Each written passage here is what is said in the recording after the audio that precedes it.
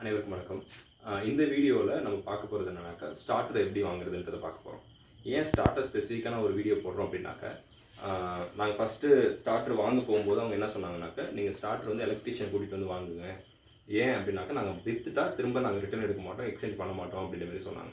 So அதனால் நாங்கள் first என்ன பண்ணோம், எலக்ட்ரீஷியனை கூட்டிகிட்டு போயிட்டு நம்மளோட கம்பெனி என்ன, நம்மளோட கெப்பாசிட்டி, மோட்டரோட கெப்பாசிட்டி என்ன அப்படின்றத பொறுத்து தான் நாங்கள் ஸ்டார்டர் வாங்கினோம்.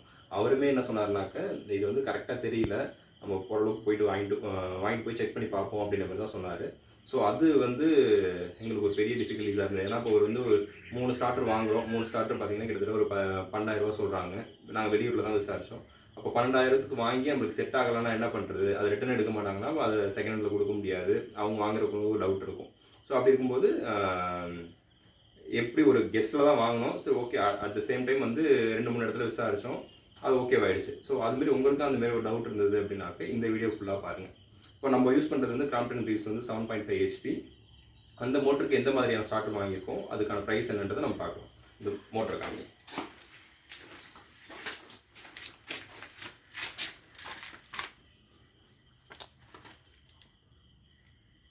இது வந்து நம்மளுக்கு கிராம்ப்டன் க்ரீவ்ஸ் 3 phase 7.5 HP. அதுக்கான மோட்டர் நம்ம வாங்கியிருக்கிறது பார்த்தீங்கன்னாக்க 2 எக்யூப்மெண்ட் வாங்கியிருக்கோம். ஒன்று ஸ்டார்ட்ரு, இன்னொன்று கெப்பாசிட்டர். ஸ்டார்டர் பார்த்தீங்கன்னாக்க நாங்கள் 3 ஸ்டார்டர் வாங்கியிருக்கோம். 3 ஸ்டார்டர் பார்த்தீங்கன்னா 10,050 வந்திருக்கு. அதாவது ஒரு ஸ்டார்டரோட ரேட் வந்து 3,200 சம்திங் அந்த ரேஞ்சு வருது. 300 சம்திங் வருது. அதுக்கப்புறம் ஒரு கெப்பாசிட்டி வாங்கியிருக்கோம். 2 கெப்பாசிட்டி வந்து வாங்கியிருக்கோம். அந்த 2 கெப்பாசிட்டி வந்து ஒன்று வந்து மிளகா மல்லி மிஷினுக்கு, இன்னொன்று ஸ்டார்டர் கெப்பாசிட்டி வந்து ரைஸ் அண்ட் வீட் ஃப்ளோருக்கு. இதில் பார்த்தீங்கன்னாக்கா இந்த கெப்பாசிட்டி வந்து ஒரு 750 ரூபா கிட்ட வருது.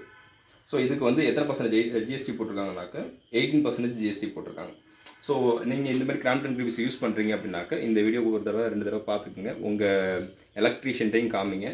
அட் த சேம் டைம் அந்த கடைக்காரங்கள்ட்ட, இப்போ எலக்ட்ரிக்கல் எக்யூப்மெண்ட்ஸ் வாங்க போகிறீங்க அப்படின்னாக்க அவங்கள்ட்ட இந்த வீடியோ காமிச்சு, இந்த மோட்டருக்கு வந்து இந்த ஸ்டார்டர் போட்டிருக்காங்க, ஸோ நாங்கள் இந்த மோட்டர் தான் வாங்கியிருக்கோம், இந்த ஸ்டார்டர் யூஸ் பண்ணலாமான்றதை ஒரு தடவைக்கு 2 தடவை வெரிஃபை பண்ணிவிட்டு இந்த மாதிரியான ஸ்டார்டரோ இல்லை கெப்பாசிட்டரோ பர்ச்சேஸ் பண்ணிக்கிங்க. ஏன் இதை திரும்ப சொல்கிறேன்னாக்க, அவங்க எலக்ட்ரிக்கல் கடையில் சொல்கிறது என்னன்னா, நாங்கள் விற்றுட்டா திரும்ப ரிட்டர்ன் எடுக்க மாட்டோம், எக்ஸ்சேஞ்ச் பண்ண மாட்டோம் அப்படின்ற மாதிரி எங்களுக்கு இன்டிமேஷன் கொடுத்தாங்க. அதனால தான் நாங்கள் வந்து இந்த வீடியோ போடுறதுக்கான பர்பஸ் வந்து அதுதான். ஏன்னா நம்மளால் ஒருத்தவங்க வாங்கி அதை திரும்ப ரிட்டர்ன் ஆகக்கூடாது. ஏன்னா இப்போ அதை நான் பண்ணி அது எனக்கு சக்ஸஸ்ஃபுல் ஆகிடுச்சு. அட் த சேம் டைம் உங்களுக்கு சக்ஸஸ்ஃபுல் ஆகுமா என்னன்றது எனக்கு தெரியல. ஸோ அதனால தான் நீங்கள் ஒரு தடவைக்கு 2 தடவை இந்த வீடியோ பார்த்துக்குங்க. இதில் ஸ்க்ரீன்ஷாட் எடுத்து இந்த மோட்டருக்கு இந்த கெப்பாசிட்டர், இந்த ஸ்டார்டர் யூஸ் பண்ணியிருக்காங்க.